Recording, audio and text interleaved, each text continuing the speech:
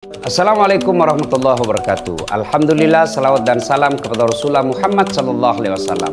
Pemirsa yang saya hormati, sejak kecil kita orang Islam sudah hafal dan paham betul rukun iman, rukun Islam. Rukun Islam itu ada 5, bermula dari mengucapkan 2 kalimat syahadat, kemudian menunaikan ibadah solat, berpuasa di bulan suci Ramadan, mengeluarkan zakat, dan yang kelima naik haji bagi orang yang mampu. Khusus bagi ini yang mendirikan solat, ini tidak ada alasan. Kalau puasa boleh tidak dilakukan ketika dia sakit, tapi tetap bayar. Kalau dia sakitnya selama-lamanya, boleh dengan cara bayar fidyah. Haji boleh, dia tetap Islam kalau dia tidak mampu. Tapi kemudian solat, apapun alasanmu, tidak bisa. Bahkan Nabi SAW menjelaskan batas antara kekafiran dan keislamanmu adalah solat. Ketika kau tidak solat, kau kafir di hadapan Allah. Nah, di sini solat penting. Ada orang puasanya 30 Ramadan, tidak ada lepas, tapi tidak ada solatnya. Ini tidak ada gunanya. Kenapa? Karena as-salatu miftahul jannah. Solat itu kuncinya surga. Ketika kau tidak solat, semua amal-amalmu tidak ada faedah. Ada anak muda biasa berkata, tidak penting solat, yang penting hatimu dong. Kalau orang berkata yang penting sifatmu baik, Nabi tidak mesti sholat. Kenapa? Beliaulah orang yang paling baik akhlak dan sifatnya. Tapi ternyata beliau mulia, beliau baik sifatnya, beliau bersih hatinya, beliau tetap mendirikan sholat. Bagi saudara-saudara yang selama ini masih mengabaikan sholat, ingat, Andalah orang yang paling merugi. Dalam Al-Quran, surah Al-Fat 29, di situ secara terang benderang dari 5 tanda orang Islam itu, ciri dan karakter orang Islam itu, satu diantaranya dari 5 itu, ru'ahama'u bainahum tarahum rukka'an sujada. Mereka ruku dan sujud, solat 5 waktu. Bagi mereka yang tidak solat, tidak ada tolerir bagi mereka. Dia mengatakan saya sakit, Allah kasih toleransi. Kalau kau sakit, solatlah sesuai kemampuanmu. Tidak bisa berdiri, Allah kasih keringanan, bisa duduk. Kau tidak tahu kiblat, boleh menghadap kemana saja selama betul-betul tidak tahu.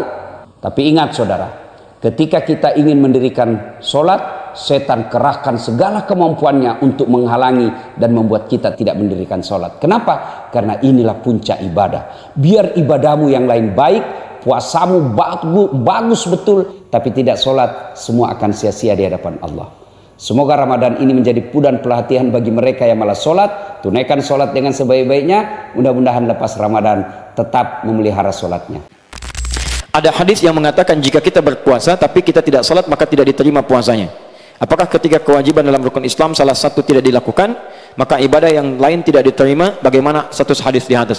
Baik, itu jelas sekali. Jangankan solat kok. Jangankan salat, bukan status salatnya, status puasanya. Jangankan masalah solat, masalah perilaku dinilai. Awas, hati-hati. Nabi pernah menyampaikan peringatan keras, hati-hati. Hadisnya bahkan hadis yang sangat luar biasa, mendekati hadis tingkat tinggi derajatnya.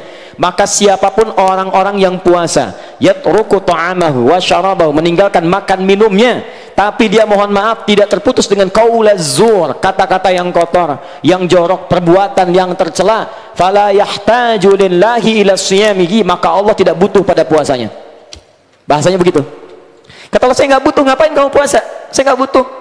Kau puasa aja nggak saya terima, ngapain kamu puasa? Ya, jadi kalau masih ada orang puasa senang mencuri, ada orang puasa senang mencela, ya itu kata Nabi, Allah nggak butuh pada puasanya. Yang seperti itu ngapain puasa? Allah nggak butuh pada puasanya. Ini bahasa yang sangat tegas sekali, sarkas, bahasa yang sangat tinggi. Artinya jangan coba-coba menyandingkan puasa dengan maksiat. Anda puasa itu fungsinya menutup maksiat. Awas, puasa fungsinya menutup maksiat. Jadi kalau ada orang puasa masih mengerjakan maksiat, ada yang salah dalam puasanya. Al-Asyam, kitab Asyam, Sahih Al-Bukhari, jilid pertama, paling kanan sebelah bawah. Qala Rasulullah sallallahu alaihi wasallam an Abi Hurairah radhiyallahu ta'ala anhu qala Rasulullah sallallahu alaihi wasallam, hadis riwayat sahabat Abu Hurairah semoga Allah meridai kepada beliau menyampaikan Rasulullah sallallahu alaihi wasallam pernah bersabda, lihat kalimatnya, asyamu junnatun, puasa yang benar itu akan memberikan perisai dari kemaksiatan. Jadi kalau orang benar puasanya, maka dia punya perisai dari yang buruk, yang kotor, yang tidak baik dibuang. Fala yarfuth, la-nya nahi, larangan. Maka orang puasa tidak boleh mengerjakan yang kotor. Rafath, kata-kata kotor, jorok, tindakan kotor, tidak bagus, rafath.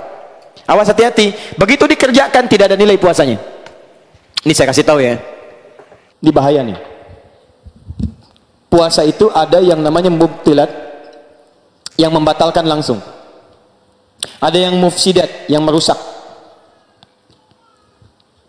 Kadang-kadang orang sangat care dengan yang ini, tapi abai dengan yang ini. Ini paling bahaya. Yang ini membatalkan langsung, makan, minum. Baik, kumur-kumur membatalkan tidak?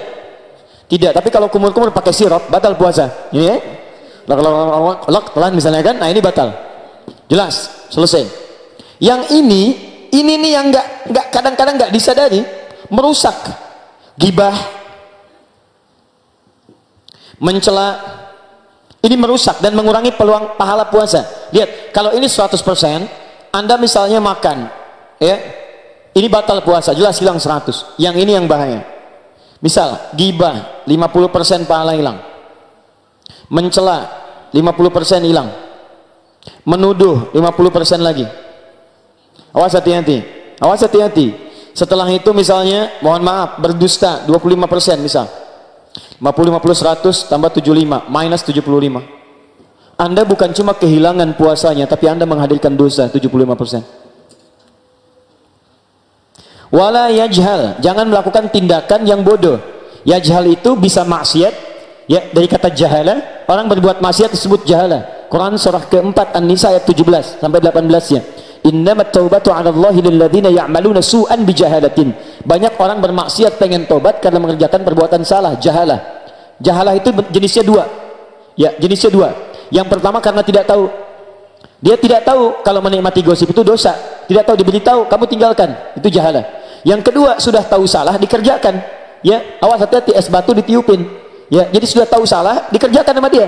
Mohon maaf, itu gosip salah. Memang salah tahu, tapi dinikmati. Itu jahalah namanya. Yang kedua, jahalah itu artinya tidak terkait dengan maksiat yang tidak diketahui, tapi perbuatan dosa sih enggak, cuman menurunkan kehormatan sehingga menyebabkan orang lain berdosa. Misal, Fikri berapa tahun kemarin usianya? 7 tahun. Dia punya sepeda, misalnya sepeda Fikri, sepeda 7 tahun. Tiba-tiba bapaknya, Pak Teddy, pakai sepedanya Fikri, keliling Hamburg pakai sepeda Fikri, tik belakang. Orang dosa sih enggak, cuman orang heran, itu siapa? Gitu kan? Atau ada orang kakek usia 70 tahun misalnya, pakai sepeda cucunya yang 5 tahun keliling komplek. Dosa sih enggak, cuman orang pada bergibah, itu siapa? Iya ya, nggak ada kerjaan, ya, atau memang kerjaannya itu, atau kurang sehat mungkin ya. Kalimat-kalimat itu mengalir, akhirnya jadi tuduhan. Itu yang menyebabkan orang lain berdosa. Itu yang disebut dengan jahalah. Kata Nabi, fala yarfuth wala yajhal. Orang yang berbuat jahalah, berbuat rafath, maka maaf, Allah tidak butuh pada puasanya, apalagi meninggalkan sholat.